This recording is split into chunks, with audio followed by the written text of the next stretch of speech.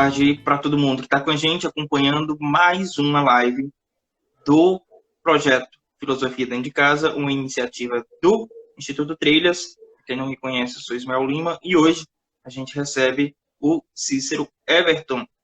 Ele que é graduado em História e mestrando em Letras pela Universidade Regional do Cariri, a URCA, em Juazeiro do Norte, e é o idealizador do grupo de estudos Encontros Rizomáticos. A gente hoje está conversando justamente a partir do perfil do grupo de estudos, tá? @encontro _rizomáticos, para quem quiser seguir depois. E hoje o nosso tema é a transvaloração dos espaços em Guattari e Deleuze.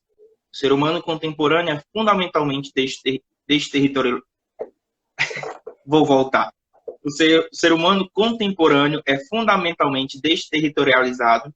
Com isso, quero dizer que seus territórios etológicos originários, corpo, clã, aldeia, culto, corporação, não estão mais em um ponto preciso na Terra, mas se incrustam no essencial em universos incorporais. A subjetividade entrou no reino de um nomadismo generalizado.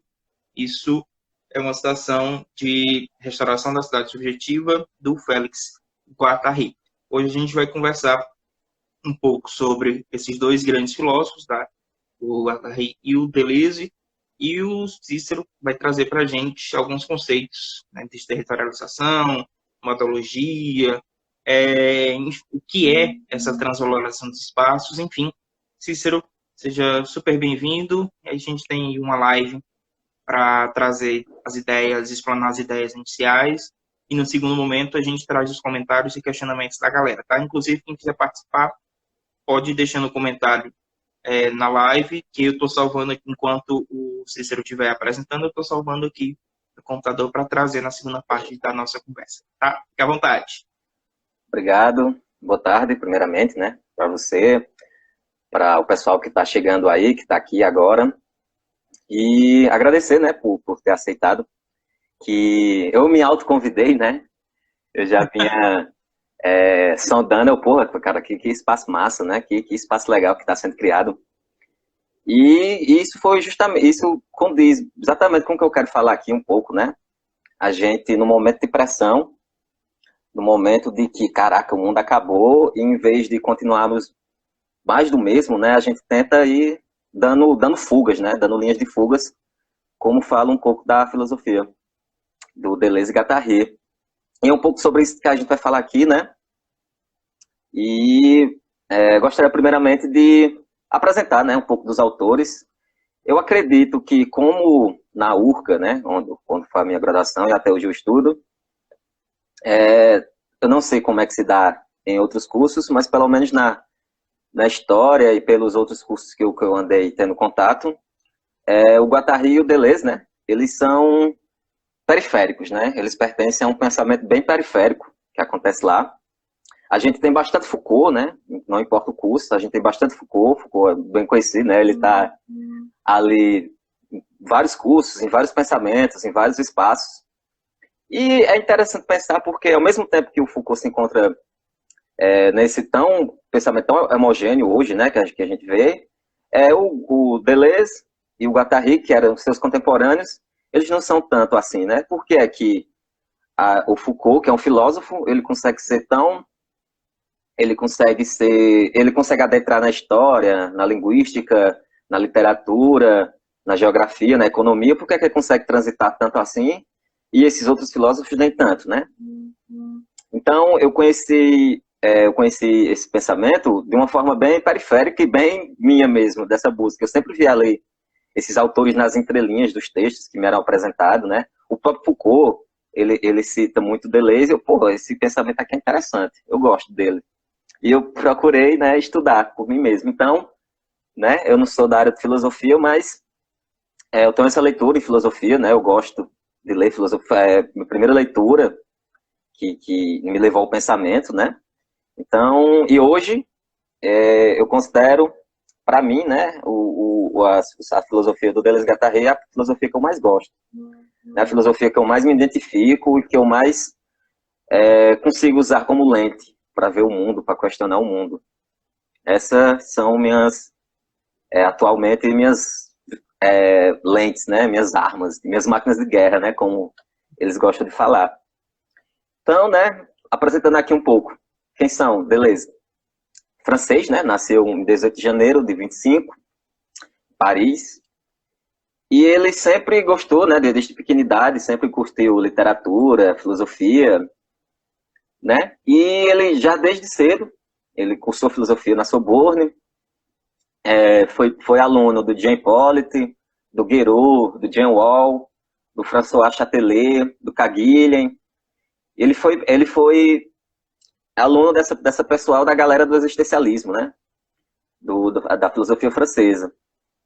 E nessas primeiras formações dele, né? O Deleuze vai ser conhecido desde sempre, né? Para quem na universidade onde ele deu aula, como um grande professor, né? Um excelente professor. E isso atravessou os tempos, né? Ele era um professor mesmo de sala de aula. Ele não gostava de dar conferências, ele não gostava de anfiteatros, né? Ele não gostava de viajar para dar palestras, ele era um professor de sala de aula. Os debates dele que tem, áudios, são todos de sala de aula, né? Inclusive, textos de aula que se transformaram, né, em textos, como o Ato de Filosofia, né? É uma aula que ele dá em sala, né?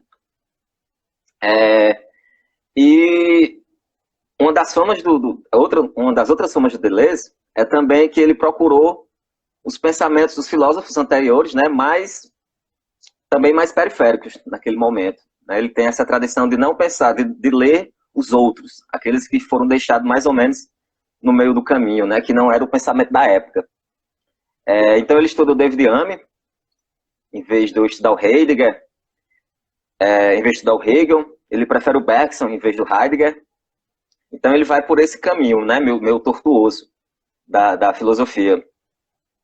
E ele vai tendendo esse caminho, né, até o fim de sua vida filosófica.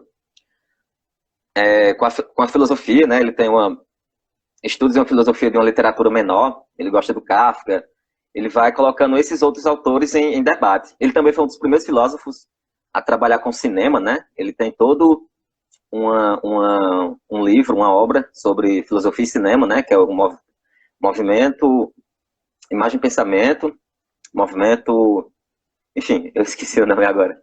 Mas, e nos anos 60, no final dos anos 60, que ele vai sair, né, de um pouco dessa tendência de ser um filósofo da história, né? De pensar a história da filosofia para se tornar realmente filósofo, né? A partir dos anos metade dos anos 60, mais ou menos, ele vai se afirmar como filósofo e não mais como aquele professor de história de filosofia. E isso vai se dar com Nietzsche, né? Ele é um desses pensadores dos anos 60, desses novos críticos do pensamento, né? Junto ali da galerinha do Foucault, do Althusser, que vai dar outras forças ao pensamento tanto de esquerda como da própria filosofia. Então ele traz o Nietzsche, né, para a sua filosofia. E aí onde é que coloca ele nesse novo caminho, enquanto pensador, enquanto filósofo. Só que aqui, né, a gente vai falar também da filosofia dos dois, do Deleuze e do Guattari, que eles se consideram como um terceiro, né? Eles não é nem Deleuze, a obra deles em conjunto, não é nem Deleuze e nem Guattari, é um terceiro, né? É uma terceira força. É como se fossem dois riachos que se encontram para um caminho do rio. Então, quando se fala na obra de Deleuze e Guattari, é como se fosse uma terceira entidade, né? Como se fosse o Capitão Planeta ali. O Deleuze bota a sua força, o Guattari bota a sua e nasce o Capitão Planeta, né? Que vai ser essa terceira entidade. E já sobre o Guattari, né? Ele também é francês, nasceu em abril de 1930, inclusive seu aniversário foi agora, né? Dia 30 de abril. E ele sempre foi muito, muito enérgico, né? Enquanto o Guattari era enérgico, ele sempre estava ali militando, entrando em vários lugares, em vários espaços. O Deleuze era um cara mais calmo, né? Ele era doente desde a infância, ele era um cara que com insuficiência respiratória. Ele, nos anos 70, ele já só tinha 1/8 do seu pulmão, né? Ele foi perdendo sua saúde desde a infância, né? Sempre foi um carinha muito doente, problemas respiratórios. E o Guattari era meio que o contrário disso, né? Era um cara bastante ativo. Ele começa a cursar farmácia mais larga, né?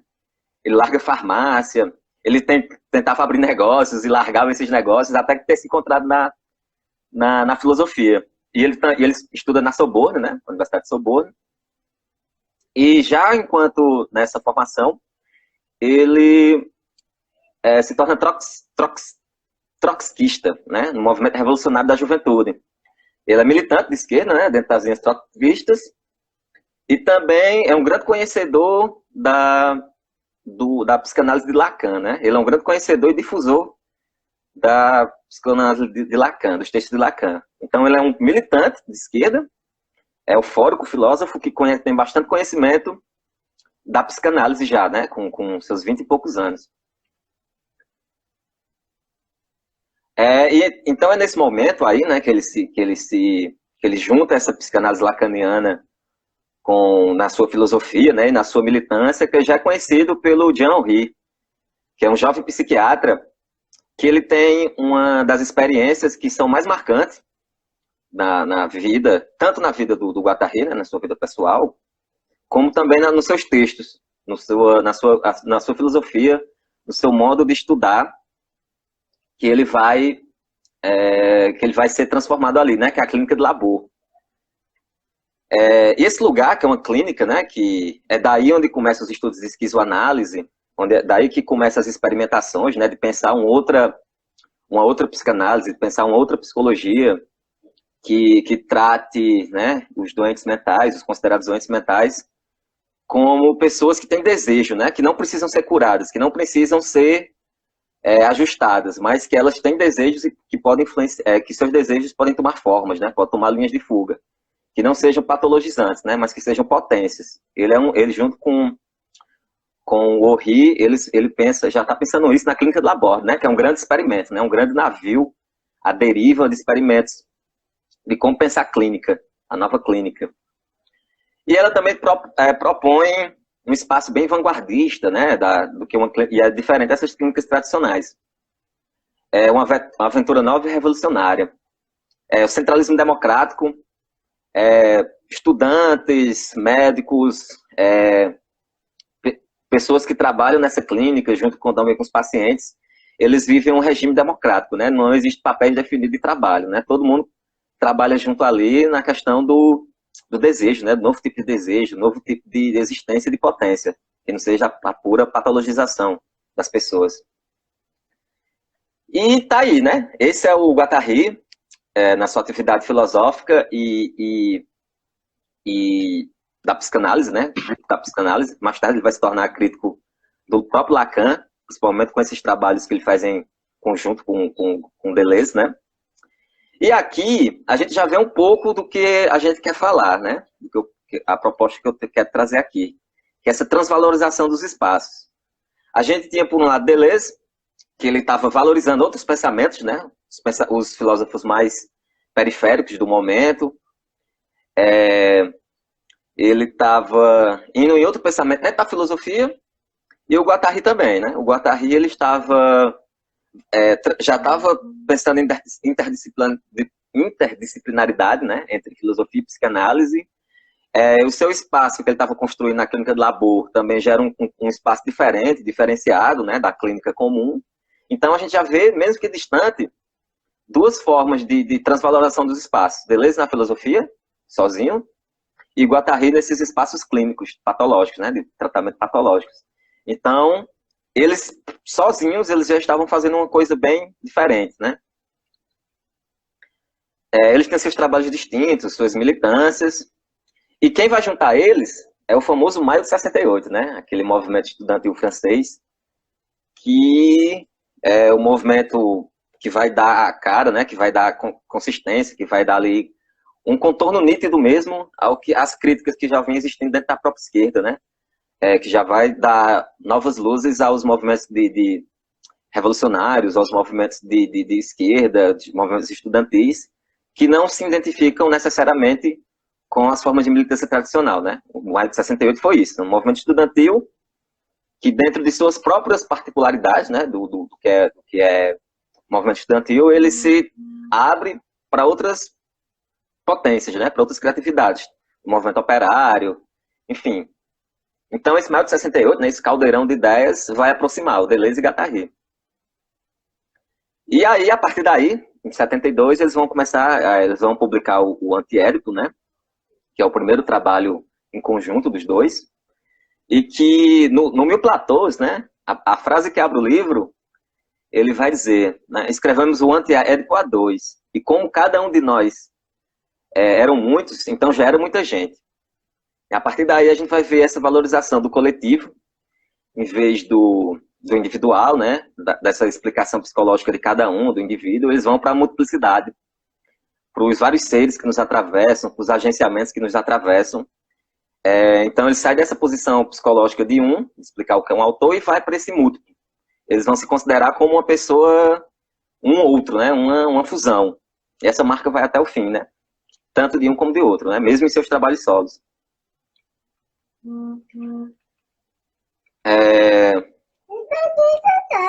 No Mil Platôs, eles... meu sobrinho. No Mil Platôs, né? E também outra transvaloração aqui é que eles subvertem o paradigma intelectual, né? No Mil Platôs, eles vão trocar a lógica histórica do tempo pela lógica geológica dos espaços. Quando a gente vê o Mil Platôs, né, a gente pega o livro não tem capítulos, né, tem platôs. Você não precisa ler eles necessariamente em forma cronológica. Você pode abrir um platô, está no volume 1, você pode abrir o 15º platô, que vai estar no volume 4, não importa, né? A ordem que você lê, não importa. O que importa vai ser o que vai ser produzido ali, né? E nessa questão da valorização dos espaços, já começa pelos nomes do título. Por exemplo, 1923, a Alemanha, não sei o quê. Aí vai trazer esses acontecimentos que estavam ali na Alemanha a partir de um plano espacial. Tem o último capítulo do volume 1, né, que é 10.000 a.C., a geologia do espaço. Eles vão voltar num tempo para dar valorização a esse espaço geológico, né, enquanto a Terra estava se formando, o movimento das estratosferas, os movimentos mecanicistas da Terra, para explicar, para servir como analogia filosófica, né? Explicar a discussão deles.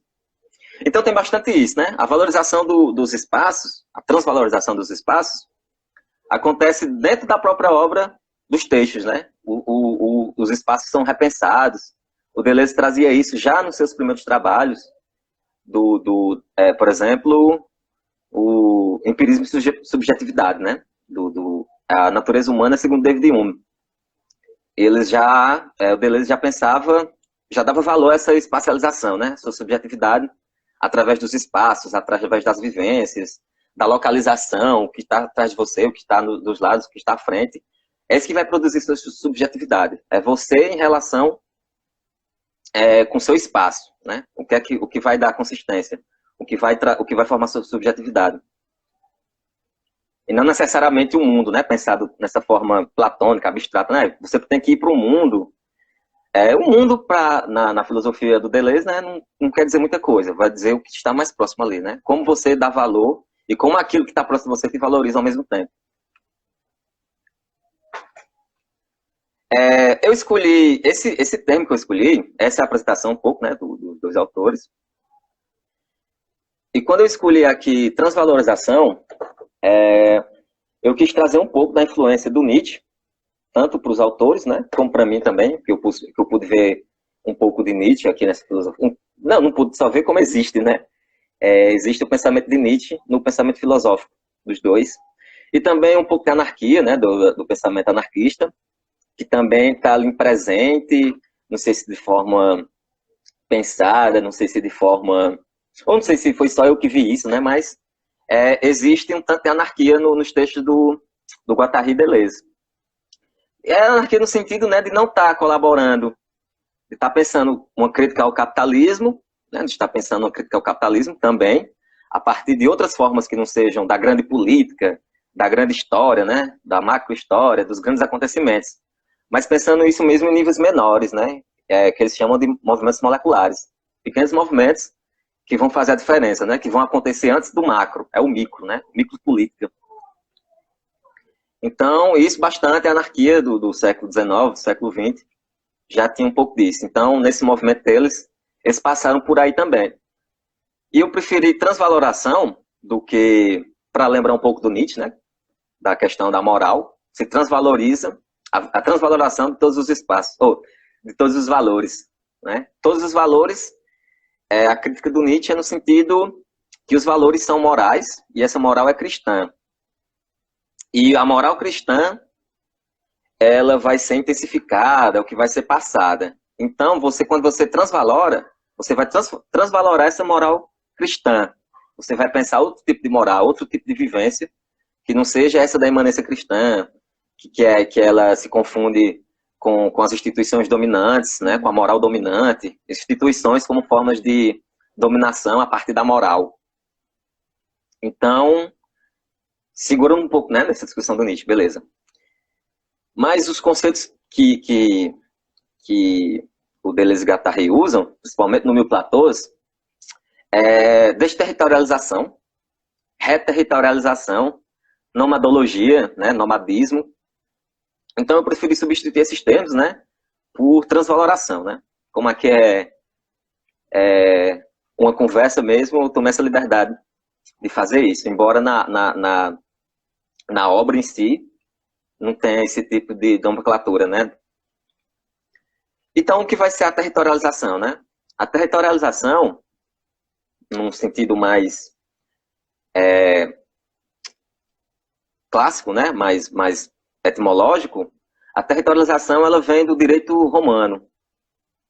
Quando território, vem território, né? Do direito de terra, que é normalizado ali por uma série de instrumentos jurídicos, por uma série de instrumentos de moral, isso aqui é a sua propriedade. E ao mesmo tempo, que é terra, né? Direito de território, terra, território, ao mesmo tempo também é aterrorizar, né? Também vem da etimologia do aterrorizar. Então, seu direito à terra, ele vai aterrorizar os outros, né? No momento que você tem uma terra, a sua terra aterroriza aqueles que não têm. E também, num duplo aspecto, esse terror, né, aterrorizaram, esse terror, ele acontece num movimento contrário, né? No momento que alguém pode vir e invadir a sua terra. Então, isso vai ser uma forma de aterrorizar, de tentar te tirar daquela terra, né? Num princípio, na primeira articulação, o meu direito à terra aterroriza aqueles que não a têm. E no segundo, aqueles que não têm podem aterrorizar a minha própria terra. Então, a ideia de territorialização vem daí, né? No sentido bem geográfico do termo. E no sentido filosófico, né? Que os autores aqui, eles indicam, vai ser tanto nesse movimento terrestre, de território, de movimentos geológicos, como no movimento filosófico. Porque a desterritorialização, ela vai se dar, né, como nesse texto de divulgação, né? Somos essencialmente desterritorializados. Por quê? Porque esses nossos espaços que nós vivemos, né, que esse chão, não pode ser chamado de uma terra natal, né? Como assim? Que terra natal é essa? A gente foi há tanto tempo desterritorializado, né, por forças maiores, por agenciamentos maiores, agenciamentos maquínicos, né? Primeiro, no sentido mesmo de história do Brasil, fomos desterritorializados pelos portugueses, né? Pelos espanhóis, pelas invasões europeias, que o primeiro contato já desterritorializou completamente o mundo dos nativos, né? O mundo das várias etnias que viviam ali. Elas foram desterritorializadas por essa invasão, por esse terror europeu, né? No momento que os europeus pisaram na terra conhecida como Brasil hoje, já foi completamente territorializado o espaço. Essa é a primeira paradoxo, né? A primeira parte do paradoxo da desterritorialização. Então, a gente é desterritorializado nesse sentido de terra natal, né? Porque clã é o que conhecemos como clã, como religião, como, enfim, como qualquer coisa. Ela já está muito perdida, né, no tempo. Ela se tornou uma outra coisa. Ela foi absorvida, aí ela foi desterritorializada completamente. E o que a gente vive são desterritorializações, né? Pelo capitalismo, tanto que o subtítulo do Mil Platôs é Capitalismo e Esquizofrenia, né? O capitalismo como essa máquina de criar neurose, de criar esquizofrenia. Então a gente é desterritorializado no sentido terrestre e no sentido do pensamento, né? Do sentido, enfim. E essa é a primeira articulação da desterritorialização. Essas forças exteriores que nos desterritorializam.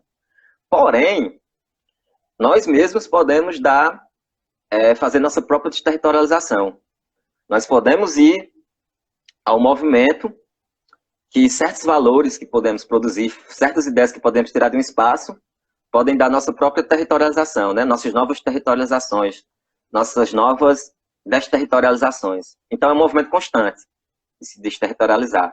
Ou por forças exteriores, né, que estão maiores que a gente, e que só nos atravessam, né? A gente vai sendo desterritorializado sem ter muita consciência disso, sem ter muito pensamento sobre isso. Só acontece. Mas a gente pode se levantar, né? Pode pensar, pode diminuir esse impacto fazendo novos impactos, que seriam as linhas de fuga.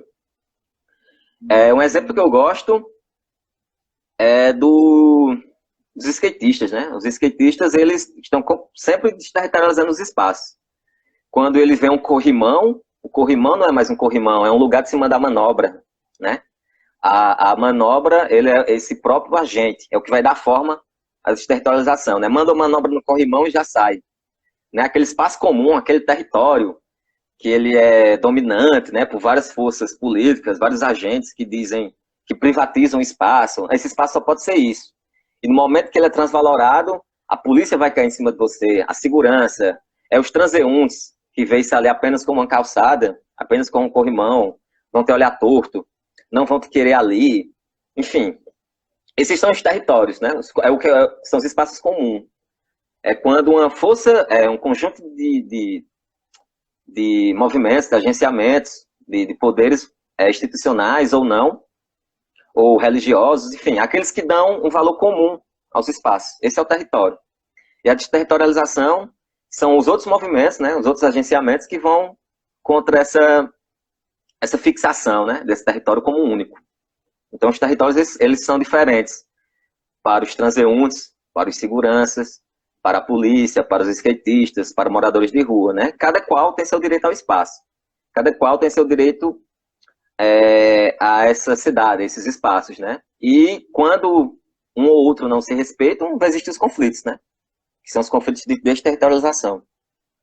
Mas esse ainda não é o termo que eu quero usar, né? Esse aqui é só explicando a territorialização dentro da filosofia do Deleuze e do Guattari. Um outro é a nomadologia. Né? É o Tratado de Nomadologia, que vai existir no Platão volume 5. E também pode ser, esse nome, ele pode ser, tem vários nomes, né? Pode ser rizoma, que é um bem conhecido, né, da filosofia, dos dois, do DG, como alguém colocou aqui nos comentários, né, como do DG. A nomadologia, a máquina de guerra, as minorias, os movimentos minoritários, os fluxos, as linhas de fuga. Tudo isso vai ser nomadologia, tudo isso vai ser rizoma. São vários nomes, né? Eles ficam brincando com os próprios conceitos. Numa hora eles usam esquizo, noutra hora usa rizoma, noutra hora usa devir minoritário, enfim. Essas são várias nomenclaturas. Então, beleza, se eles brincam com a própria teoria, com os próprios conceitos, eu também preferi brincar, né? Também então usei transvaloração.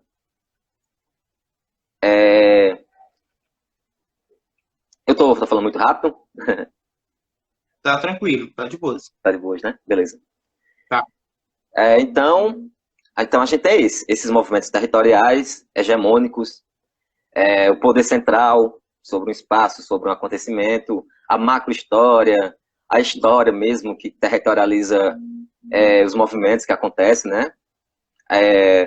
Para mim, eu acho essa filosofia também interessante porque existe uma crítica à história. A história, eles veem a história como um movimento que territorializa os acontecimentos, né? De um ponto A ao ponto B, do ponto B ao ponto C, esse movimento linear, e que a história sempre vai ter esse olhar hierarquizado, hierarquia, né, sobre os acontecimentos, e que algumas coisas que fogem a esses movimentos, eles simplesmente são colocados, são jogados de lado, né, não são tão pensados assim. Então, esses movimentos aqui, de territorialização, ele vem para pensar isso em várias formas, né, em vários sentidos.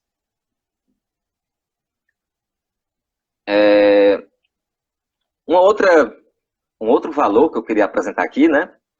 Então, então explicado por que eu não usei territorialização, porque eu não vou usar territorialização, e eu vou usar transvaloração, por causa disso. Porque territorialização poderia ficar muito numa questão geográfica mesmo, espacial. e desterritorialização também. Quando o sentido é transvalorar. Numa prática mais comum, a gente vê como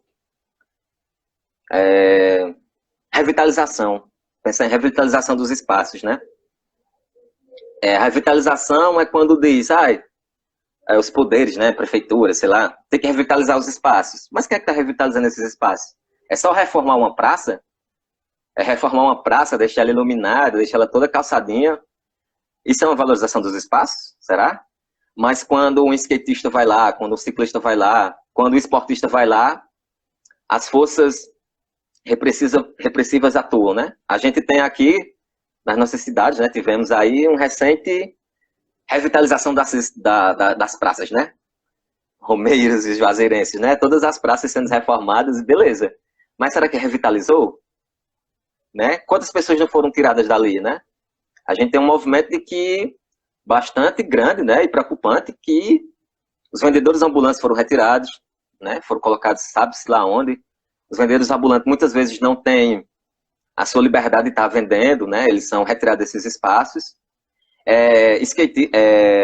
Atletas, né? De várias ordens, skatista, ciclista, pessoas de slackline, eles também são expulsos desses espaços, né? Então não está revitalizando. Essa reforma não é revitalização. Vita, né? Revitalização. Cadê a vitalidade? Cadê a vida desses espaços, né? As pessoas, esses movimentos hierárquicos, territorializantes, reformam os espaços, mas não revitalizam. Porque a vida que acontece ali está sendo excluída, está sendo expulsa, né? Então, quem vai dar esse valor, essa transvaloração, são os outros agentes. Os outros agentes que agenciam ali. O vendedor ambulante, que vai estar levando seus produtos. A pessoa que só quer um espaço seguro, que só quer se reencontrar, só quer rever os amigos, que quer praticar o esporte, né?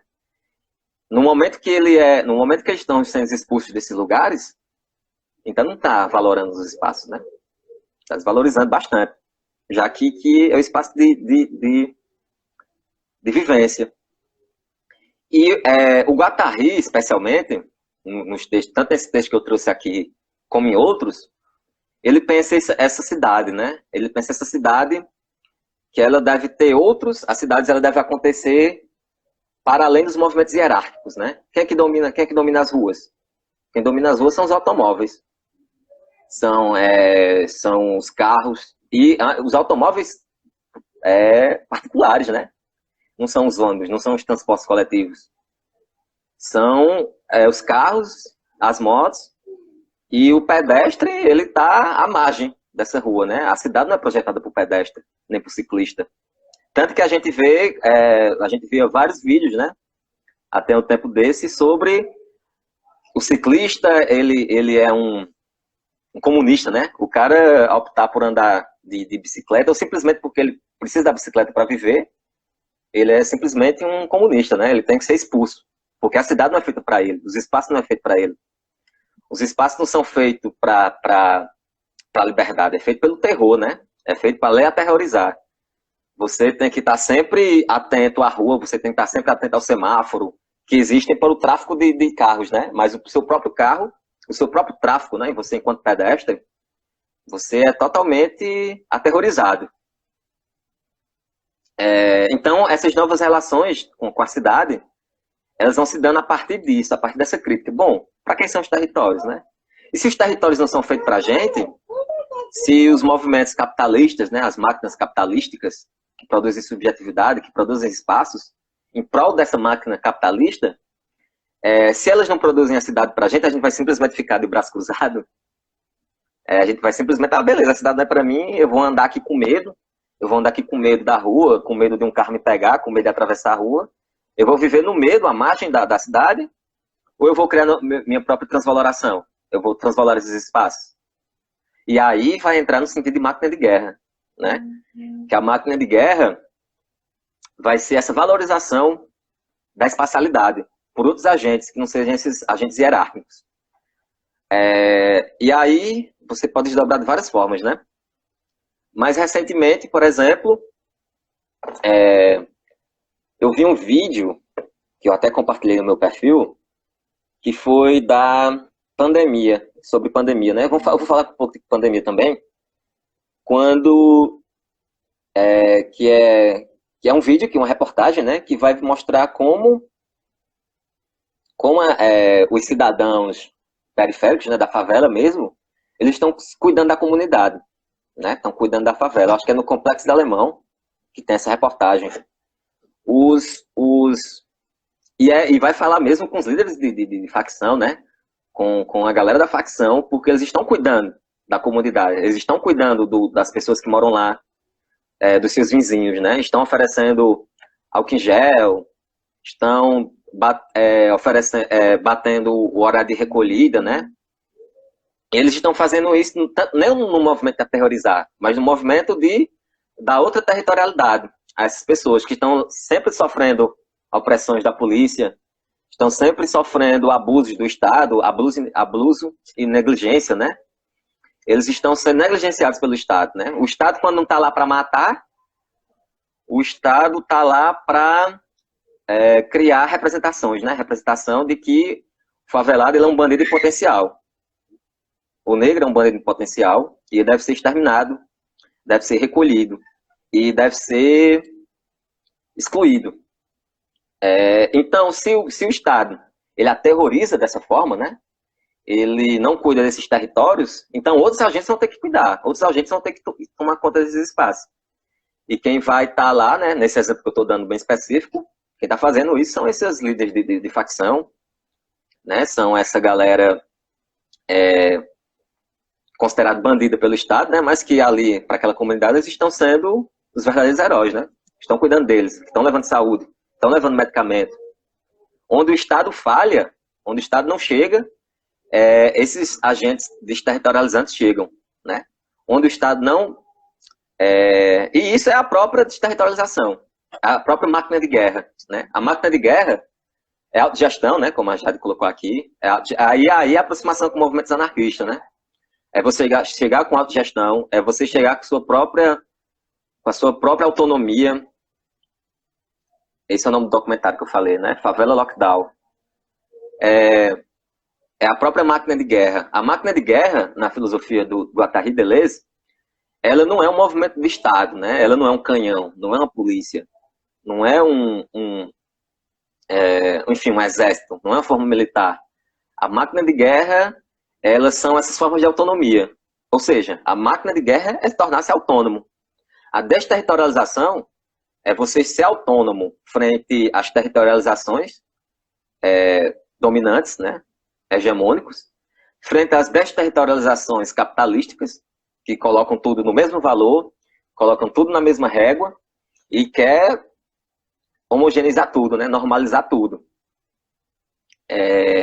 Que não aceita a diferença, que toda a diferença deve ser renegada, deve ser relegada e que tem que territorializar tudo no mesmo aspecto, né? E essa territorialização, ela é uma própria desterritorialização. Você é desterritorializado de sua autonomia, você é desterritorializado do seu viver, do seu espaço, enfim. Esse é o aspecto desterritorializante dominante, né? E a máquina de guerra vai ser a desterritorialização autônoma. Então, está sempre nisso, né? A desterritorialização, ela é um movimento que não é nem bom e nem mal, né? Lembrando aqui um pouco do Nietzsche também.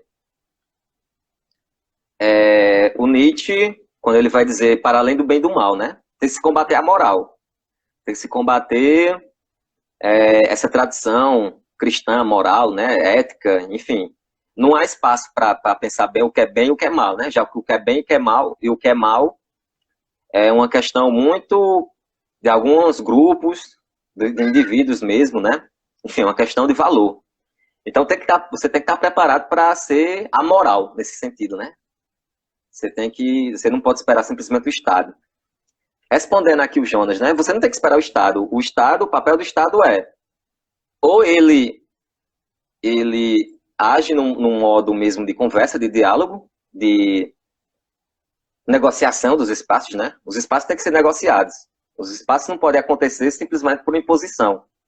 Tem que se negociar os espaços, né? Um ser de fora não pode chegar com a truculência, né? Não pode chegar com truculência, com a autoridade máxima, porque isso só vai gerar conflito. E só vai gerar desterritorialização de um sentido ou de outro, né? Então, acho que o papel do Estado, do Estado, ou ele se apresenta como, ou ele chega ali numa forma de mediação, né? Ou então ele esteja preparado para receber essas outras contraafirmações, essas contracondutas, esses movimentos autônomos.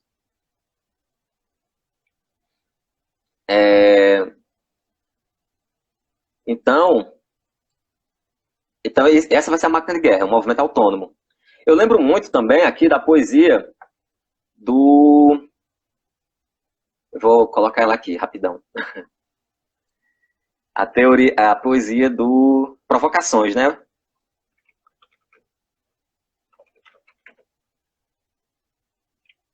Deixa eu lembrar aqui qual é o nome do autor.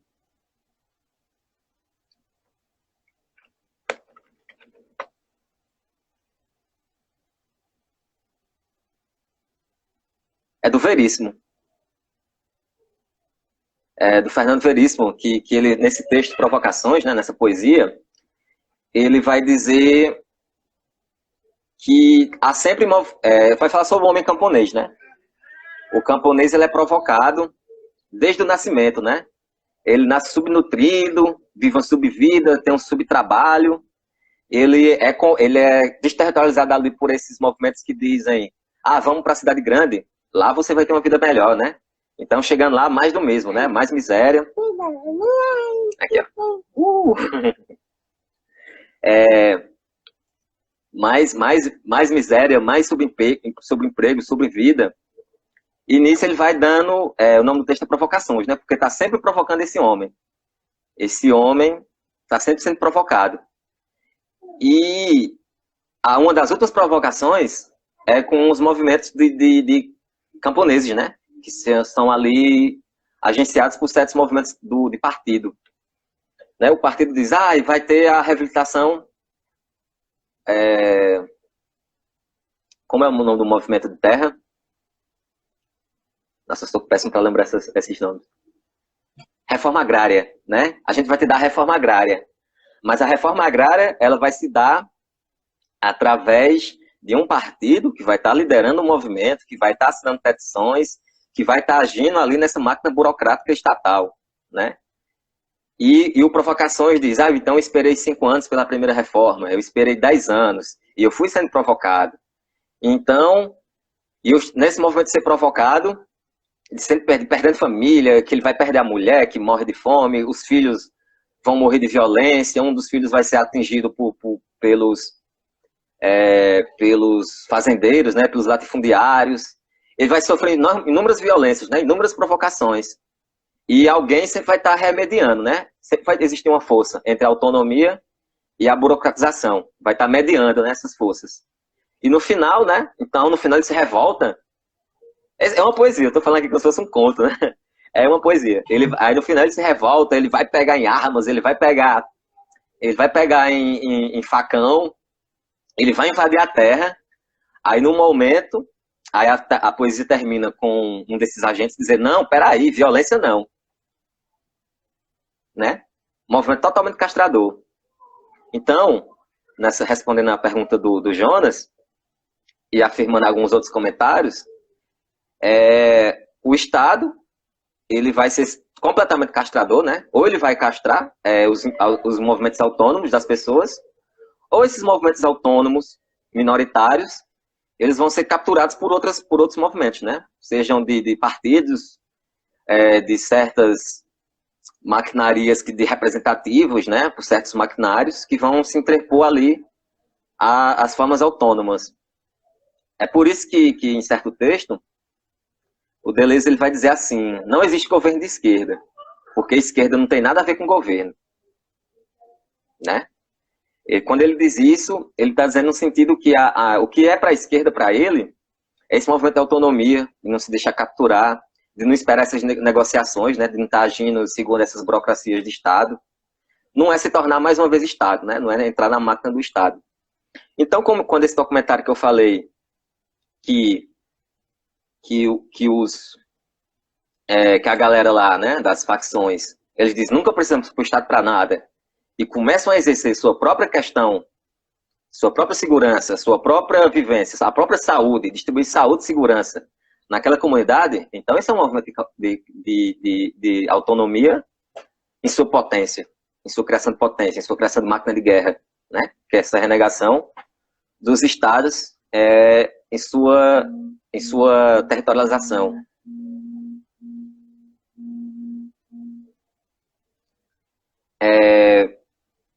E no texto do Guattari Deleuze, né, no Mil Platôs, eles não chegam a falar isso, mas eles querem falar isso. Eles querem falar que realmente que a autonomia ela não vai se dar por questões estatais, né? Vai se passar longe do Estado, desses valores que os Estados colocam como únicos. Quando a gente vota, a gente não está votando por uma mudança, a gente está votando pela valorização do Estado, pela continuação do Estado. Não está votando pela revolução. Então, uma das princípios da filosofia do Guattari Deleuze é sempre a autonomia. Então, saindo desse movimento, dessa fala mais dos macro-história, né? Apesar de tudo, eu estou falando aqui de macro-acontecimentos, né? Eu queria falar mais dos micro-acontecimentos, né? Das revoluções moleculares, né? Como eles falam, que são o mínimo.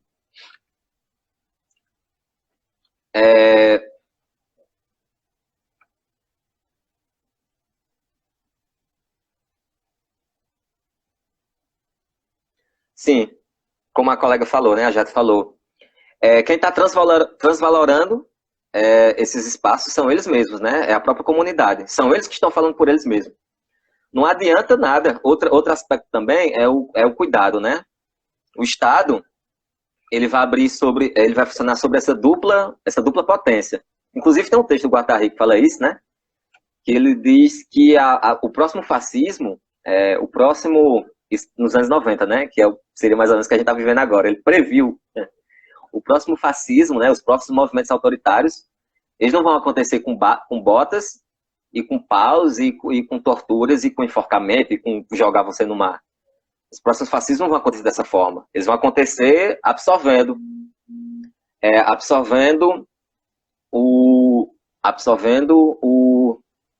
as potências, né?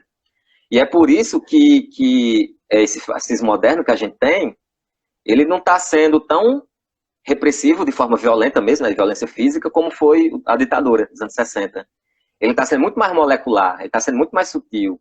Ele está pegando você pela fake news, né?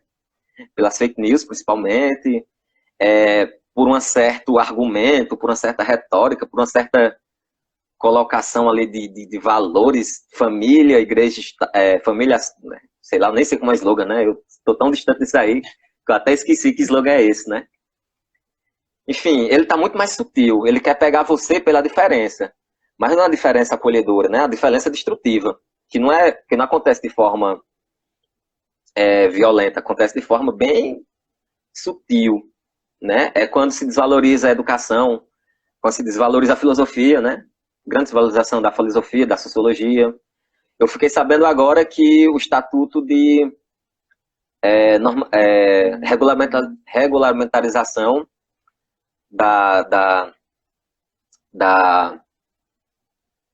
do historiador, né, foi recusado, né? Ele foi desregularizado, né? A profissão de historiador não existe, né? Isso é uma forma totalmente sutil de desvalorizar o pensamento, desvalorizar a filosofia, assim, esses outros agenciamentos que fazem você pensar, né? Que fazem você adquirir certa autonomia, né? Por mais que se esperneie e diga que não serve para nada, talvez sirva, né? E entre outros, né? Desvalorização da ciência médica mesmo, né? Movimento anti-vacina, bicho. Movimento anti-vacina, né? Até em estados autoritários passados, como o de Vargas, a vacina era obrigatória, tipo, tem que vacinar, né? Enfim, isso aqui é um tratado social. A transvaloração dos espaços, né? De territorialização, nomadologia, né? Máquina de guerra, ela é esse devir minoritário, né? São movimentos minoritários que estão sempre ali procurando independência. E se não acontecesse esses movimentos, e eu dei o exemplo desse exemplo que aconteceu na favela, né, nesse vídeo, do Favela Breakdown, Breakdown não, Lockdown, porque foi o exemplo mais próximo que estava ali, que eu percebi, que eu acho que seria um bom exemplo. Mas é esse devir minoritário, né, o devir minoria, que a minoria vai ser a própria autonomia, que vai ser a minoria, ela sempre vai estar acontecendo contra os movimentos de maioria. Movimentos de maioria não, né, contra a maioria. A maioria não é um movimento, a maioria nunca vai ser um devir. A maioria é uma homogeneização, e ao mesmo tempo é um ninguém, né, é um grande ninguém, que quer absorver o todo, todas as diferenças, né, nesse grande ninguém. E, inclusive, eles vão ao extremo de dizer que as minorias não devem buscar essa maioria, né? A minoria que se tenta tornar maioria está continuando os movimentos de captura e de castração, né? No sentido da autonomia. E aí ele vai dar vários exemplos, né? E se não fosse assim, cara, a gente não tinha, por exemplo, o movimento marxista, ele vai se desterritorializar em outros movimentos, né? Em outros movimentos minoritários. Quando o Marx pensou, né, o próprio Deleuze e Guattari, eles escrevem no Mil Platôs que o movimento de luta de classes operário, ele é pensado a partir da visão do homem branco urbano com mais de 35 anos. Né? A visão da luta de classes era essa, né? A partir da visão de classe, né? de proletário.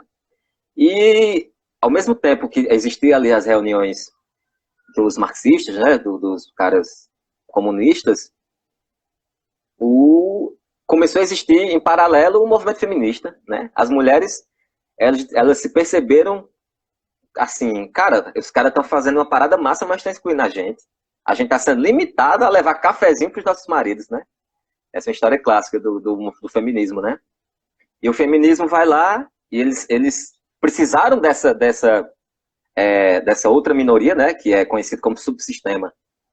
Eles chamam de subsistemas, né? Que são movimentos minoritários e que elas deram linha de fuga pelo surgimento do feminismo, por exemplo.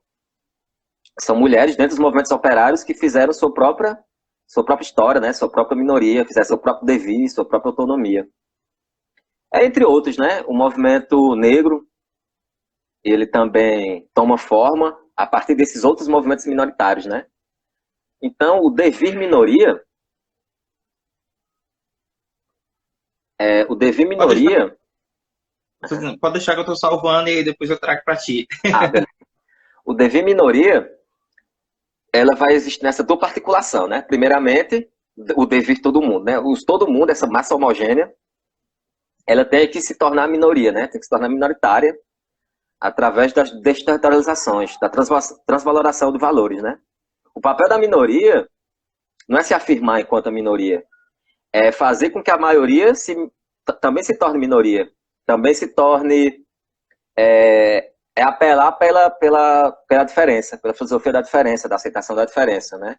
E não grupos se tornarem outros grupos hegemônicos, outros grupos cristalizados, né? Outros grupos raiz. E sim fazer com que essa maioria se dissipe. E nisso, né, vai se dando outras constantes. O movimento negro, que nasce nos anos 50, a partir de outros movimentos. O movimento feminista, como já foi falado, né? Os novos movimentos identitários, de gênero, sexuais, eles são também esses movimentos contínuos de devir minoritário, né? Que estão nesse jogo aí entre maioria e minoria e autonomia.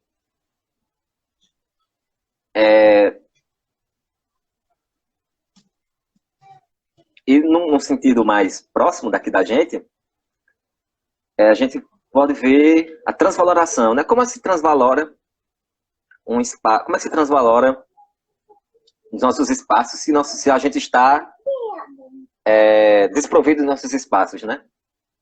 Se está existindo um fenômeno grande,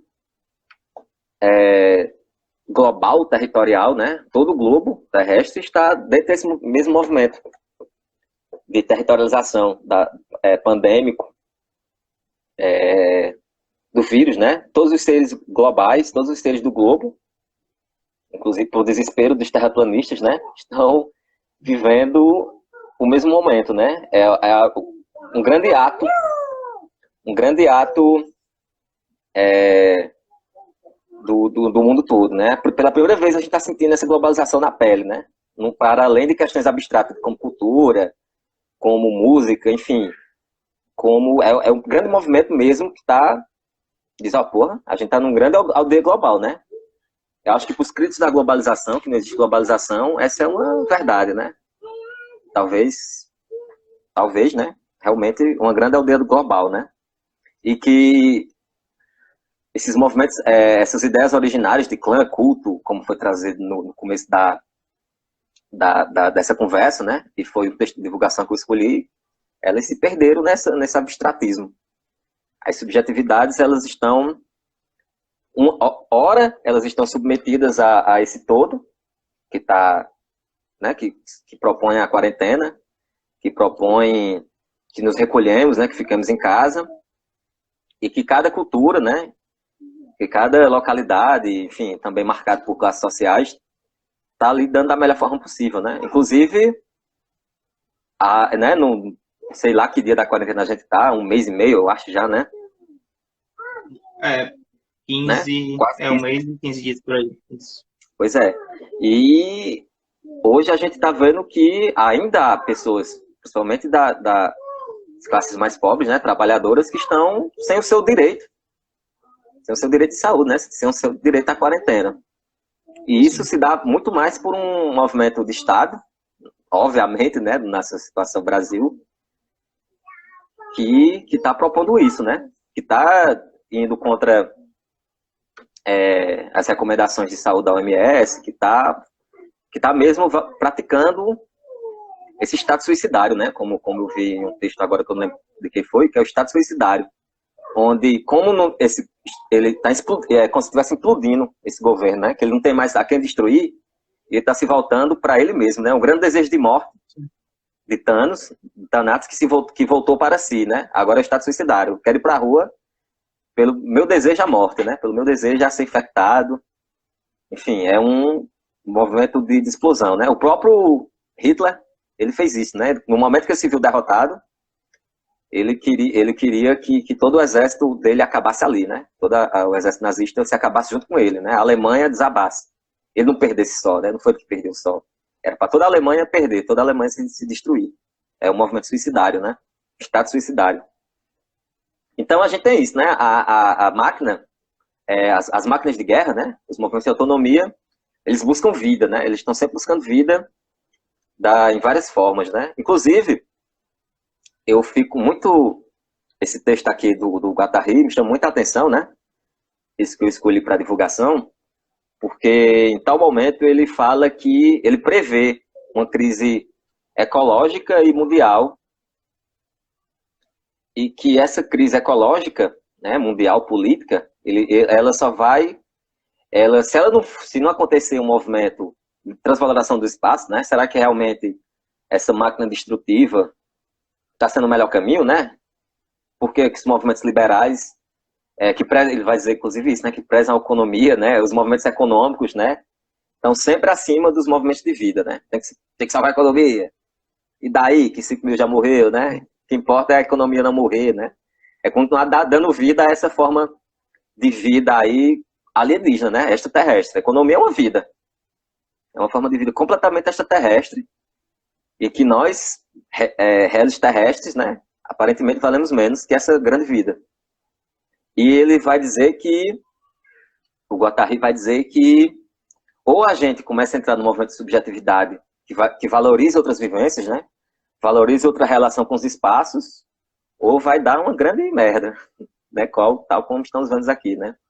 Então é uma luta não só pelo político e não só pela subjetividade, é uma luta ecológica também, né? Ele começa a pensar ali essa militância ecológica, já nos últimos anos de vida do Guattari, que ele morre em 94, 95, quer dizer, em 92, ele morre em 92 e esse texto dele é dos anos 90, né? Então, aparentemente, né, ele morre jovem, né, com 60 e poucos anos, sim, mas aparentemente ele ia entrar nessa linha militante mais ecológica, né? Ele nunca se prendeu a certos movimentos. Ele começou lá atrás, né, nos anos 50, com psicologia, psicanálise, prezando a esquizoanálise, né? Prezando o múltiplo, certa militância. E nos últimos anos de vida já estava pensando mais urbanismo e ecologia, né? Como a cidade ela pode ser mais ecológica, e mais humana, né? Olha aí o tamanho da diferença, né? Dos textos do Guattari, né? E na questão transvaloração dos espaços, né? Como a gente ainda não pode pensar essa autonomia para as ruas ainda, né? Mas é interessante que amadurecemos, né? Como para reivindicar nosso direito à rua, né? Em tempos, vamos dizer, sem pandemia, que tempos por vir, né? Esse devir, que podemos ter melhor vitalização das ruas, né? Através da cultura, através dos coletivos, né? Os coletivos eles atuem de uma forma mais consistente e que nos entremos em coletivos e que as relações espaciais também possam ser melhoradas. Mas, enfim, esses são devir, né? E no hoje, existe uma certa tendência, né, de achar que, por exemplo, o EAD, pô, não é todo mundo que pode ter tranquilamente um EAD, né? Hoje mesmo eu estava conversando com uma amiga, que ela é professora, que ela passou, tipo, o dia todo gravando, né, um vídeo para disponibilizar para aula, né, que vai ser ofertada online para os seus alunos, né? E tipo, caralho, meu irmão. Se os professores, né, que são pessoas adultas, formadas para isso, tá tendo dificuldades em fazer uma coisa dessa, imagine um aluno de pouca idade, né, da rede pública, com várias limitações tecnológicas, né? E essa imposição, a gente simplesmente aceitou essa imposição, né, nós professores. E as escolas têm autonomia, né? Existem, tipo, as escolas são entidades autônomas. E a gente simplesmente, esse movimento simplesmente nos atravessou, né, professores, que, tipo, porra, tem que oferecer AED. Não importa se você tem essa condição de oferecer isso, né? Você professor, e daí que você não tem essa condição, e daí que os alunos também não têm essa condição, né? O espaço não foi transvalorado. O espaço de valorizar essa quarentena, de nosso direito de quarentena, né? De estar prezando primeiramente a saúde. Não foi valorizado. Foi aterrorizado. E os professores aparentemente aceitaram isso de forma passiva, né? E tá vindo aí o Enem, né? Tá querendo que tenha essa... Como é que se pode dizer? Tá tendo uma apologia do governo, né? Do Estado, que aconteça a AD por causa do Enem. Que vai acontecer ainda e quer que, enfim, continue as aulas, continue o ano letivo, porque vai ter o Enem. Meu irmão. E agora tem a hashtag, né? A de Enem. Mas e aí? Vai ficar só na hashtag, né? Vai ser a grande notinha de repúdio de novo, e notinha de repúdio, atrás de notinha de repúdio, e o direito humano, a vida, sendo desvalorizado pela entidade máxima. Vai continuar esse... Cadê a autonomia, né? Vai ficar só na hashtag, e no dia do Enem todo mundo fazer Enem?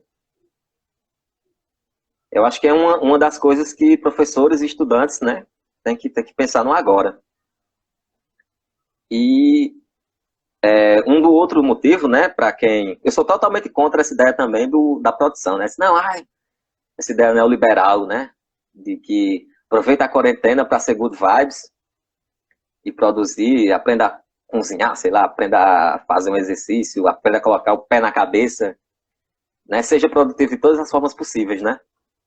Essa é uma aterrorização também não do Estado, mas desse grande território comum neoliberal que tem, né? Que tem que se produzir acima de tudo. Então, se você não quer participar dessa lógica produtivista, e você também não é obrigado a fazer absolutamente nada, e você quer fazer isso, transvalore seu espaço, né? Eu acho que a gente também pode usar esses nossos espaços de casa, de isolamento, né? Enfim, para pensar nessas relações com, por exemplo, nossos idosos, né? Por que é que os mais jovens estão quebrando a quarentena? E a gente já viu que tem, inclusive, depoimentos que os jovens estão saindo e retorna infectado, e os idosos da casa contraem a doença e morrem, né? Tu já viu esse tipo de notícia? Já, Porque já. em algum momento a comunicação com nossos idosos se perdeu, né? A desvalorização dos idosos, né? Se a pessoa não tem consciência por si, pode ter pelo outro. E em algum momento isso foi perdido. E a gente tá vendo aí, né? Várias famílias que estão perdendo seus avós, seus pais já idosos, ou entes queridos do grupo de risco, por isso, né? Então, será que valorar o próprio espaço dentro de casa não seria uma transvaloração? Se reaproximar dos nossos idosos, né? Das crianças. Inclusive, eu vi, né, na live passada, que a colega estava pensando, né? A filosofia e infância. Sim, a Távila. Então, eu acho que esse também seria o momento, né? De pensar a filosofia e infância e pensar a própria infância, a própria relação que a gente tem, né? Porque no eixo das hierarquias, né? Nos extremos hierárquicos, quem está em último é a criança, né? Quem está no último nível de território é a criança, né? Está sempre sendo reprimida, né? Pelo pai, pelo Estado, pela escola, né? Seria um momento de ouvir tanto nosso mundo adulto, né? A gente vive um mundo adultocêntrico, né? São os adultos de 18 a... Tem até uma taxa, né? De 18 a 60 anos que mandam no mundo, né? Os mais velhos e os mais novos, eles estão à margem. Né? Não seria uma forma de transvaloração do espaço? De pensar as relações da criança não só na escola, mas no cotidiano e também com os idosos, né? Pensar, né? Desacelerar, como o Guattari fala, né? Desacelerar não só as nossas caminhadas, as nossas vivências na cidade, mas desacelerar esses movimentos relacionais que nós temos. E esse texto do Guattari em si, né, que é o Caosmose, ele preza muito por isso, por esse desaceleramento, por essa outra criação da cidade, né, recriarmos a cidade. E a recriação da cidade e dos espaços, né, está através disso. Que valores podemos voltar para nós mesmos? Né? Não é só produzir os espaços. No momento que produzimos espaços, os espaços nos produzem também. E a partir que produzimos novos espaços, e esses espaços nos produzem, novas territorialidades vão ser dadas ali, né? Se o skatista ele conseguir o seu espaço ali, na praça de atleta, em algum momento a polícia vai deixar ele em paz, né? Em algum momento o guarda vai deixar ele em paz. Né? Então é isso, reinventando a cidade, se reinventa as relações também. Se reinventam as subjetividades. Né? Até um tempo desse, tipo, na Urca, você não poderia entrar com a bicicleta, né? Se você tivesse a sua bicicleta. Tipo, uma coisa... Numa faculdade, né? Na universidade, você não poderia estacionar sua bicicleta lá e tinha os ganchos de colocar a bicicleta. Aí foi preciso todo um movimento estudantil, toda uma movimentação para poder dizer, olha, cara, a gente pode estacionar nossa bicicleta. Enfim, são questões moleculares, né? Hoje eu vi um post de um cara que ele precisava, né, ir na rua, comprar uma comida, não sei o quê. E ele diz que existem muitas cartazes, né, de muitos lambes revolucionários, né? Tipo, palavras de ordens revolucionárias. E que não são lidos. Mas no momento que ele começa a fotografar, as pessoas começam a ler. Né? Isso significa que as relações da cidade são totalmente automáticas, né? Esses cartazes eles passam despercebidos até que alguém chegue lá e revalorize, né? Vitalize aquilo. Aí sim, a cidade ela vai ser vista por outro ângulo. O espaço vai ser repensado, né? Eu acho que pode ir por aí e para as perguntas, né? Pronto. Deixa eu só ver aqui quanto tempo que a gente tem. Acho que tem meia horinha ainda. Algo em torno disso. A galera que quiser ainda comentar, pode mandar nos comentários que eu já salvei alguns aqui. O Guilherme, deixa eu pegar aqui do começo.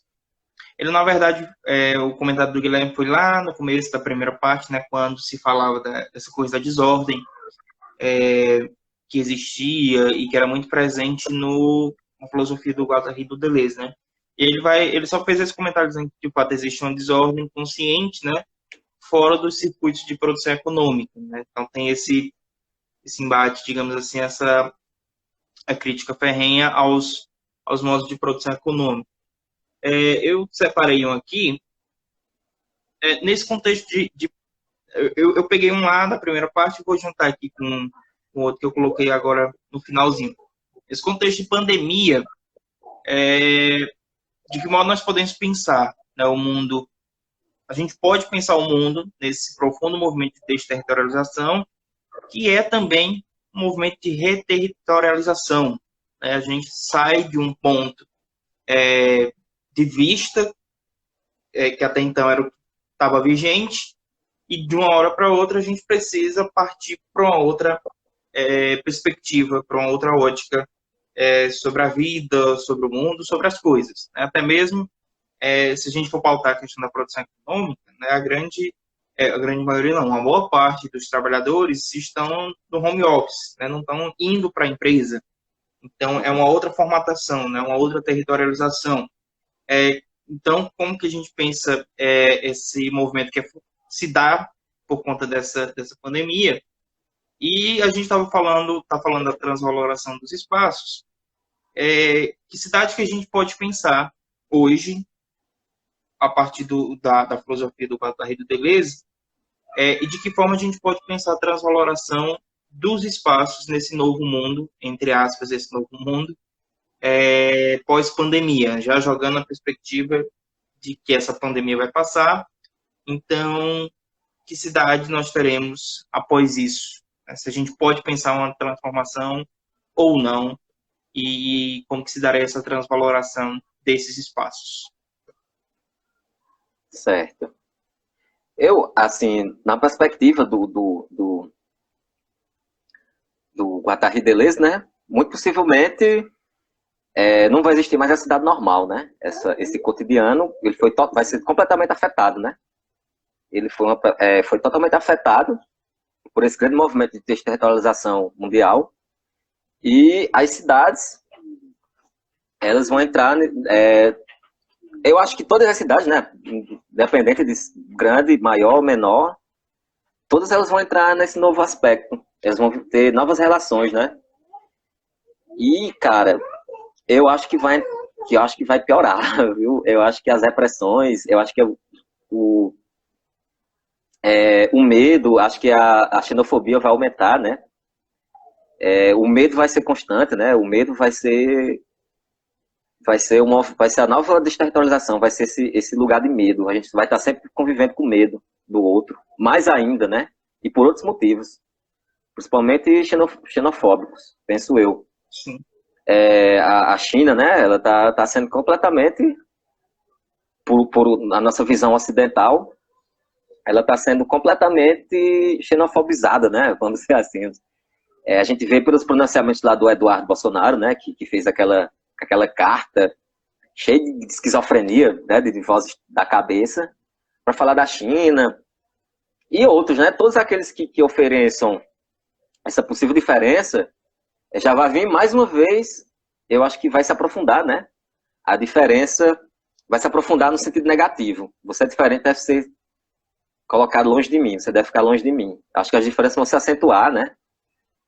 E, num sentido positivo de transvalorar isso, eu acho que ter que ser com os movimentos moleculares. Né? A pressão com certeza vai continuar maior, né? De toque de recolher, de você ter menos liberdade de ir e vir, menos liberdade de frequentar os espaços. As suas vivências na rua com certeza vão ser menores, vão ser limitadas. Eu acho que isso vai se acentuar. E aí vai entrar os trabalhos moleculares, né? A relação desse exemplo que eu coloquei primeiro, da favela, né? Será que eles vão tomar... Eu acho que será que essa consciência vai se acentuar? Eu acho que vai se acentuar a dizer que o Estado é inimigo. E uma guerra, uma nova tipo de guerra, né? Que já estava existindo essa guerra pelas grandes estatísticas que a gente vê de extermínio da juventude negra, encarceramento. Essa guerra sempre existia. E a gente viu que os índices de mortalidade com a quarentena diminuíram, porque a polícia também deixou de agir lá, né? A polícia diminuiu suas idas aos territórios favela, né? E eu acho que esses lugares, nesses locais, esses espaços que eles têm mais noção do que é uma autoridade, um autoritarismo sobre si, muito possivelmente eles vão acentuar a sua resistência, sua autonomia. Enquanto outros lugares, como o nosso, por exemplo, né, que não tem tanto assim, que não é tão presente, né, o autoritarismo, vai continuar nesse sentido do medo. Então, eu acho que é escola, cara. Relações de educação mesmo. De manter, de tentar afastar de si os fascismos, né, os microfascismos, repelir a xenofobia, repelir esses preconceitos. Então, eu acho que as cidades, as relações com a cidade, elas vão se dar por outro ângulo, né? A gente vai sair bem quebrado, né? A nação vai sair bem quebrada. E esse movimento de quebra, né? Movimento de a economia realmente vai sair quebrada, mas é pensar, a economia saiu quebrada e a gente em casa pôde ver que a economia não é tudo, e aí? Vai querer reconstruir feito louco, colocando a vida em risco de outros sentidos, né? Para recuperar essa vida aí estranha, econômica? Ou será que outras relações podem ser pensadas, né? Outras relações mais autônomas? Lembrar que embaixo do concreto tem terra, né? Pode ser plantado feijão, milho, né? Valorizar a agricultura familiar, ou continuar nesse movimento de quebras, né? A gente tem aí o Ailton Krenak, né, cara? Que hoje está sendo uma grande figura para a esquerda brasileira, né? Sim. Que ele não vem nem com essa crítica marxista, nem vem com a crítica socialista, nem comunista, mas vem com essa crítica de outro ângulo, né? De criticar o capitalismo de outra forma, pensando nas relações mais cotidianas, mais vagarosas, né? Nessas relações de ver a vida de uma forma mais lenta, mais devagar, mais desterritorializada, né? Desse pensamento produtivista. Então é isso, vai ter esses desafios, né? O medo vai ser um desafio constante, vai ser o que vai nos desterritorializar, no sentido de fora, e o que a gente tem que desterritorializar também. E os espaços, né? Reinventá-los, né? Cotidianamente. O França comentou aqui que acha que a xenofobia se renova com novas justificativas, mas no mundo globalizado há um movimento oposto contra a imposição de fronteiras, né? Mas talvez pelas mesmas razões, talvez se pense mais na doçura e no cuidado de si, que é uma questão que eu vou trabalhar futuramente, daqui um futuro bem próximo, essa coisa do cuidado de si em tempos de pandemia, tá, Liette? Já vou soltando aqui um direto para a Liette e para o Jonas que estão nos acompanhando. O Jonas fez um comentário, mas eu vou seguir aqui a ordem. O Diogo perguntou, a gente tem 15 minutos para responder 3 comentários. Beleza. O Diogo perguntou, a princípio, fala-se em indivíduos e comunidade, né? Mas se pensarmos em outros tipos de agentes, seria a pandemia um agente de transvalorização dos espaços, quando ela nos obriga ao isolamento social? E aí eu ainda complemento, falando da transvalorização dos espaços virtuais como esse, né? Então, a pandemia seria esse agente, não sei se eu posso falar de externo, porque não está externo, né? Está aqui, de transvaloração do espaço ao nos impor ao isolamento social, e aí eu complemento, também se torna um agente de transvaloração dos espaços virtuais. Com certeza, com certeza. Porque o vírus, né, ele não vem de fora, ele é terrestre, né, ele faz parte do movimento geológico da Terra, né. A Terra, enfim, esse vírus nasceu muito mais por problemas humanos, né, questões humanas, sanitárias, de aglomeração, enfim. Como a gente já viu ao decorrer da história, né, e a culpa não é de um povo, nem de uma cultura, é da própria modo de vida que a gente leva, né, que a gente adotou para si. Adotou não, né, não foi imposto, a gente meio que adotou automaticamente. E assim, não é a primeira vez que um agente não humano, né, aparece, né? A gente tem no nosso Ceará, a gente tem a seca, né? A seca foi sempre um grande agente de desterritorialização física mesmo, né? A seca vinha e as pessoas migravam. E procuravam as capitais, né? Procuravam as grandes cidades e conflitos, né? E conflitos entre cidadãos litoranos com cidadãos interioranos, por causa dessa desterritorialização desse agente não humano, vamos dizer assim. Só que hoje a gente tem a virtualidade, né? Que é outra parte da pergunta, né? Sim. Então, cara, porque eu penso que quando o vírus nos coloca nesse estado de sítio, no estado de sítio da quarentena, né? Do isolamento social, o que é que a gente tem hoje, diferente do que os migrantes das secas tinham? A gente tem esse mundo virtual, né? A gente tem um mundo sobre mundo, né? Um mundo sobreposto. E a gente também está se transvalorando nesses espaços, né? Eu penso que como as lives, né? Caiu uma crise muito de consciência nas pessoas, né? Em algumas pessoas de pensar, e nesse movimento todo global, xenofóbico, fascista, enfim. Então eu acho que os espaços vão sair mais de um espaço narcísico, né? Para um espaço de pensamento e de, olha, tem que voltar para casa. O Zizek, né? Slobodan Zizek já dizia isso. A esquerda, ele dizia para a esquerda, né? A esquerda tem que voltar para casa para estudar, tá ligado? E então é isso. Os próprios espaços virtuais vão ser, né? Tá tendo guias de como ajudar os outros, enfim. Com certeza vai corresponder, porque o mundo virtual não é um mundo exterior, né?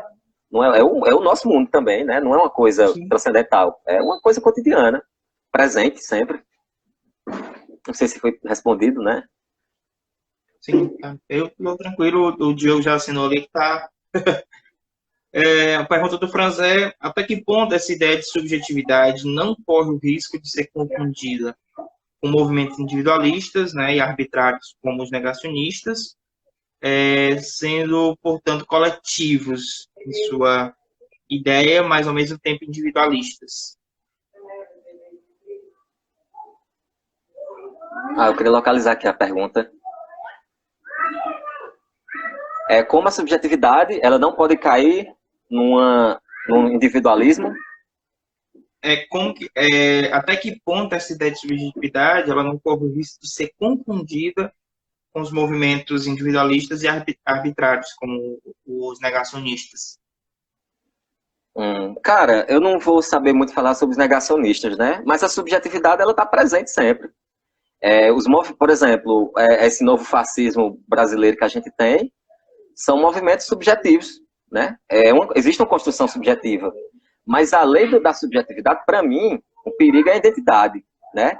Essas pessoas, elas se aglomeraram, né? Se centralizaram, se territorializaram nesses movimentos identitários de culto californiano ao eu, né? É um culto ao eu que está por Deus, pela família, pela essa moral cristã, pela essa moral nacionalista, né? Por essa ideia nacionalista e que se cristalizou ali. Então, se as máquinas do Estado, né? O Estado atual, o governo atual, está levando para isso, né? Quer cristalizar essa identidade. E essa identidade vai ser essa subjetividade, que vai ser, tem que ser moral, as escolas têm que ser moral. A gente tem uma escola no Crato que está rodeada, né? Por Deus, família, trabalho, cristão, não sei o quê, não sei o quê, não sei o quê. Essa é o que o Estado quer, essa cristalização de subjetividade. Essa subjetividade tem que ser criada. Então, no momento que a gente pode pensar os outros espaços, outras vivências como esses modos de outras subjetividades, vai dar espaço à diferença, né? A questão do negacionismo, eu não sei muito bem, eu não entendi muito bem o contexto que eu quis colocar, eu não sei se é um movimento teórico, enfim, então prefiro não responder, né? Tá, ele falou muito, ele até comentou que a ideia de autonomia ligada a isso. De quê? De criação de subjetividade? Isso, a ideia de autonomia ligada a esse movimento da subjetividade. Cara, eu acho que a autonomia, no sentido que eu coloquei aqui, né, na discussão, ela tem que ser, não é essa ideia moral, da autonomia moral, né? Tem que esperar o Estado, esperar que o Estado ele te dê todas as soluções, né? Esperar de braço cruzado, como eu citei o exemplo do Provocações, né? Não é esperar que venha um movimento de reforma agrária para você e se dizer autônomo no seu lugar, né? É ocupar os espaços, os movimentos de ocupação. Existe um líder ali, né, de guerrilha, vamos ocupar tal prédio sobre tais estáticas, né, o Boulos, né? Existem muitos memes com Boulos que, vamos ocupar, não sei o quê, e eu sou totalmente a favor, né? Dar os espaços, tirar os prédios, por exemplo, dessa ideia de empresarial e ideia de moradia mesmo, né? Dar um teto às pessoas, é uma autonomia, a ocupação, o movimento da ocupação é autonomia.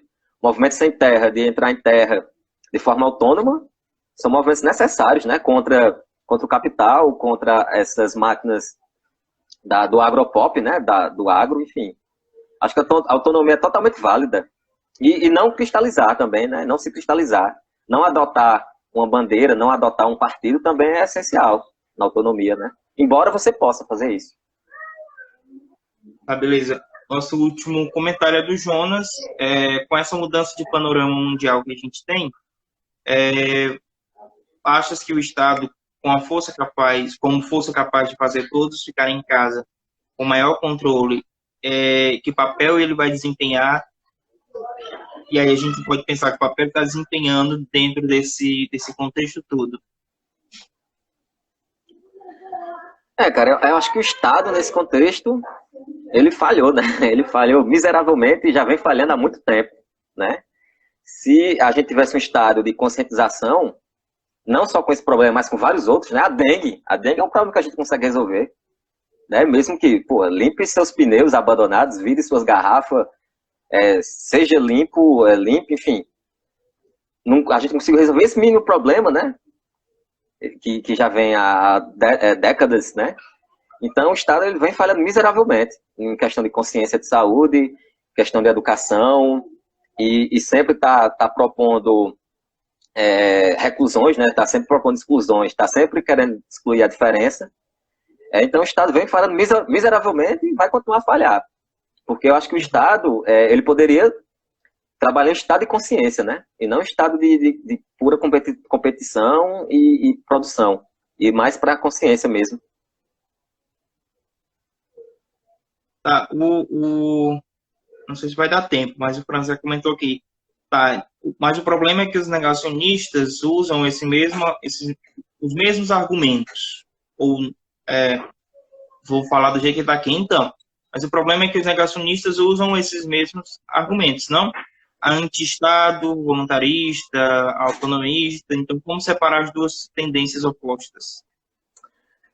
É porque eu quero saber quem são os negacionistas. Eu vou pegar será que ele está falando dos anarcocapitalistas, né? Os ditos anarcocapitalistas? Eu estou pensando nos negacionistas com os antivacinas, a galera anti-aquecimento global, negacionistas do clima. Eu estou pensando nessa turma. Sim, beleza. É isso, né? Entendi. Isso. Ixi, eu acho que... A galera que nega, a própria galera que nega a pandemia, né, o isolamento social, enfim. Não, mas isso aí eu acho que tá falando mesmo pronto, isso aí, cara, isso aí já é um problema mesmo, outro problema desse mundo desterritorializado, né?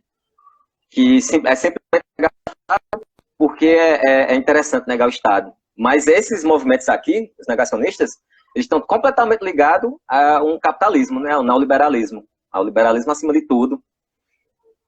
São pessoas que pensam o Estado, eu estou pensando aqui o Estado como colaborador dessa continuidade capital. Acabou? Aqui ainda não. Eu estou pensando o Estado como nesse sentido de que ele está sendo colaborador desses movimentos capitalistas de separação, né? O capitalismo andando ao lado do Estado, e o Estado sendo cúmplice do capitalismo, né? Com essa visão de não respeitar a diferença. Nisso que eu estou falando aqui, né, o colega que perguntou, é mais aquilo que os anarquistas falavam, e que até o Ailton Krenak vem falando, né, que a pandemia existe, a pandemia existe, as doenças que precisam de vacina existem, é um pacto social. Pensar que o Estado não vai resolver todos os seus problemas, e nem o capitalismo. E que o capitalismo é essa ideia destruidora mesmo, né, como está sendo, destruição da diferença, e que o Estado colabora com isso. Então, ou o Estado se coloca como num lugar mais de autonomia, no sentido de pensar, será que a gente quer um Estado que dê continuidade a esses movimentos capitalistas, ou a gente quer um Estado que tenha mais participação autônoma do povo? Então, eu entendo, né, nesse momento que ele pergunta, né, porque o Estado vai ser atacado sempre, né? Mas nessa minha proposta aqui, e eu também na proposta que eu trouxe do Guattari e Deleuze, eles não pensam isso, né? Eles pensam na aniquilação do Estado, nesse sentido que eles são completamente castradores, né? O Estado é castrador da autonomia. Então, os fascistas, por exemplo, eles são anti-Estado, né? Eles são um Estado mínimo e quer, sei lá, meio monárquico, que quer o Bolsonaro acima de todo. Eu acho que a diferença, ela vai estar na prática, né? A prática que vai trazer a diferença. A gente acredito eu que vai já acabar, então eu vou nem enrolar tanto. Agradecer o Cícero por ter estado com a gente hoje, né? A gente conversou sobre a transvaloração dos espaços em Guattari e Deleuze. Agradecer pela disponibilidade em estar com a gente, divulgar aqui o grupo de estudos Encontros Rizomáticos, está aqui o @ para vocês poderem seguir no Instagram e conhecer um pouco mais do trabalho que é feito. E é isso. Deixar aí você fazer suas colocações finais. Não, eu agradeço, né? Eu agradeço por ter aceitado, que eu me convidei, né? Como eu já falei no começo. eu me convidei porque o Jonas já até tinha falado, pô, vai ter esse espaço ali, não sei o quê. Agradecer o Jonas também, né? Que foi mais ou menos ele que divulgou, olha aí, que legal e tal. E agradecer ao Jonas, né, por fazer essa ponte aí, pelo espaço também que ele dá de publicação no blog dele, né, no blog do Jonas, eu tenho alguns textos lá. Agradecer, primeiramente, por ter aceitado essa minha proposta, e também por estar proporcionando esse espaço super massa, né, velho, de que, pô, se não fosse aqui, que é uma transvaloração do espaço, né, se não fosse aqui, ia ser mais dificultoso, né, porque a filosofia, o pensamento, não pertence às universidades, né, não pertence aos livros. Elas pertencem a quem se dedica a pensar, né? A quem se sente angustiado, né? Para quem se sente preso e que tem uma força maior sobre você. Então, um espaço desse, né? Sendo bem romântico, mesmo não querendo ser, né? Eu acho que é importante que existam esses lugares, né? Para além da academia, mesmo que seja academia, né? E também para além dos livros, conversar mesmo, né? Às vezes, os espaços de pensamento, ou é a universidade ou é a mesa de bar, né? Então... outros, né? Outros lugares, né? Que a ágora de antes seja qualquer lugar, né? Seja ágora, seja aqui agora, em qualquer lugar. Com práticas e conversas e pensamentos, enfim. Mas nesse sentido mesmo. E o grupo é aberto, né? Toda sexta-feira, às 14 horas, com textos múltiplos, né? Do Deleuze Guattari, da Sueli Honeck, de uma galera que está nessa turminha aí. Ainda meia subterrânea, né? Por aqui. Então tá, brigadão, Cícero, forte abraço, obrigado a todo mundo que ficou com a gente. Deixa eu aproveitar e já convidar a seguir o nosso perfil e divulgar esse projeto toda terça, toda quinta, às 3 horas da tarde. Convidar também para seguir o @filosofia em rede web, que é o perfil do primeiro webinário Filosofia em Rede, Filosofia em Tempos de Pandemia, o seminário online de filosofia que acontece nos dias 16, 17 e 18 de junho, e que já estão com as inscrições abertas. O link para você conhecer um pouco mais está lá na bio do Filosofia em Rede e também no link do Instituto Trilhas, tá? institutotrilhas.org. Lá tem toda uma guia exclusiva para falar da filosofia em rede, comunicação, minicurso, mesas temáticas, intervenções artísticas, você pode mandar trabalhos, enfim, todas as orientações estão lá. E aí todo mundo convidado a participar com a gente, tá? Aproveita e se inscreve também no nosso canal no YouTube. Lá a gente já tem 4 lives, essa vai ser a 5ª. Esse, na verdade, é o nosso 9º encontro. Nós estamos iniciando aí o 2º mês de Filosofia Dentro de Casa e muita gente ainda vai passar por aqui para a gente poder conversar, para a gente poder papear sobre os mais diversos assuntos, inclusive quem acompanha a gente, que ainda não passou por aqui, se tiver interesse, manda mensagem que a gente agenda, que a gente articula essa conversa filosófica virtual, tá? Então é isso. Obrigadão a todo mundo que ficou com a gente. Até agora, quinta-feira, 15 horas, 3 horas da tarde, a gente se encontra. Valeu, porque já vieram me chamar para comer canjica e milho cozido, tá? deixando vocês aí na vontade. Até quinta-feira. Tchau, tchau.